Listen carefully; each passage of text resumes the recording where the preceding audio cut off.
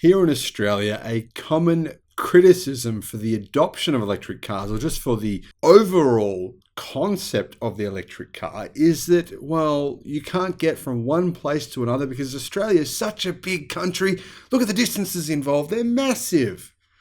Well, now you actually can do it.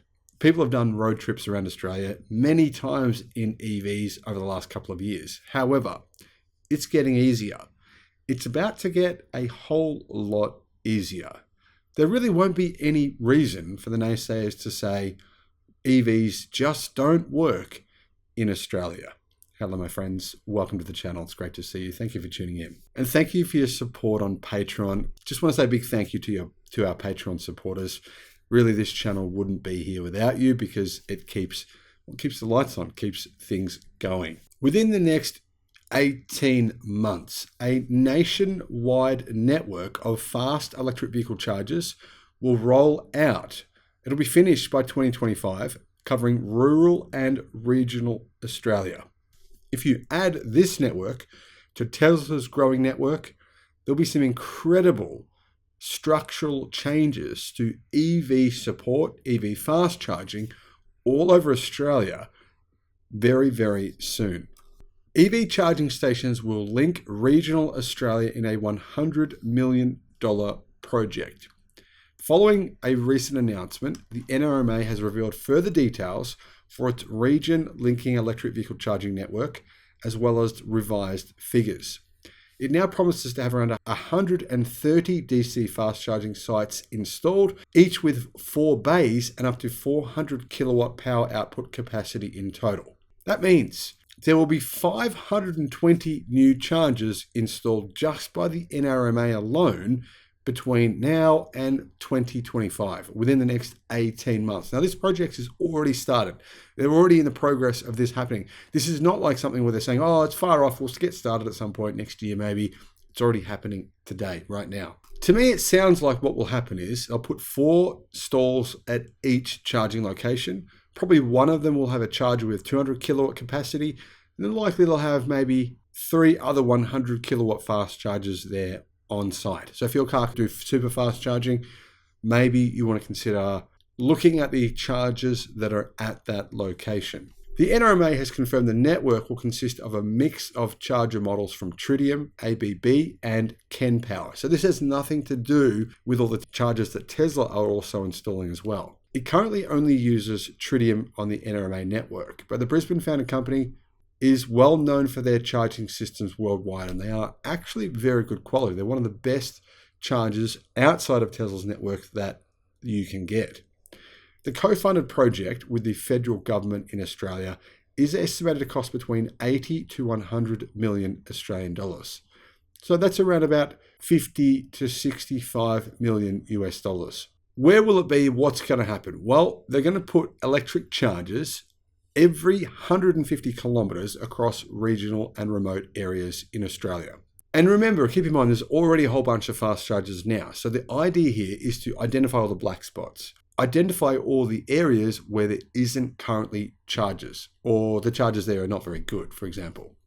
So this will cover black spots and areas that don't have great charging infrastructure now, meaning State Motoring Club, NRMA, will contribute around $100 million for this project, and the government will contribute money as well. This will see these chargers installed very, very quickly. Minister of Climate Change and Energy, Chris Bowen, has said this will offset range anxiety for long-distance drivers. He said, EVs aren't just for cities, and Australians who drive long distances, either for work or for holidays, should be able to reap the benefits of cars that are cheaper and cleaner to run. This project will help close the gaps and known black spots in Australia's electric vehicle charging network and make it possible for driving from Darwin to Perth relatively simply, Broken Hill to Adelaide, from Brisbane to Tennant Creek in the Northern Territory. So this initiative is actually part of a much bigger rollout. It's part of the federal government's $500 million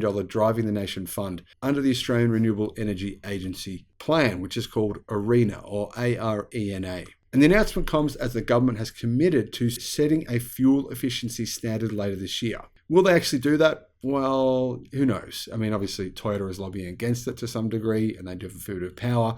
But hopefully, the government sticks to their plan and actually does impose some fuel efficiency standards, or at least some standards on emissions from cars. That's the key point. That's the key issue, I think. Those standards could actually end up penalizing car manufacturers for exceeding a set average carbon emissions threshold for vehicles sold annually. It aims to boost EV supply and model choice in Australia, which is often relegated down in the priority list for car manufacturers due to a lack of an emissions standard today, or a lack of standards in terms of the pollution coming from cars. And this is particularly egregious and obvious when you compare our emission standards to, say, China, to Europe, New Zealand, the United States. We don't really have any. It's almost a wild west here in Australia. One thing that will happen, though, as a result of this new emissions charging scheme, I think a lot of companies will say, well, okay, we make EVs in China, or we don't, but our partners in China make them, including Toyota and many other car companies. So let's just send electric cars from China to Australia. That would be probably a good thing for a lot of choice in Australia. It'll drive the price of EVs down. You've already seen those prices coming down. I mean, you've got the MG4. That's a Chinese EV, BYD Atto 3, MG ZS EV. You've got a series, you've got Tesla Model 3 and the Model Y, both made in China. I mean, love them or hate them. I understand why there's a lot of negative sentiment towards China, but it does mean more options. And those options are very, very important. Not everyone can afford to buy, say, an EV made in Europe or made in America. And those aren't really even available to Australians now anyway. And there certainly aren't any EVs being made in Japan that are going to be sent to us at any point in the next 5 years. So that's not even on the cards. However, all of these new changes coming to Australia, including fast charging networks, new EVs, and more affordable EVs, will make EV adoption that much easier for everyone. EV adoption, in fact, has risen at an incredible pace this year compared to last year, more than double. That means we're definitely headed in the right direction. What do you think about this? Do you agree with me? Do you disagree? Let me know in the comments. Thank you for watching. Bye-bye.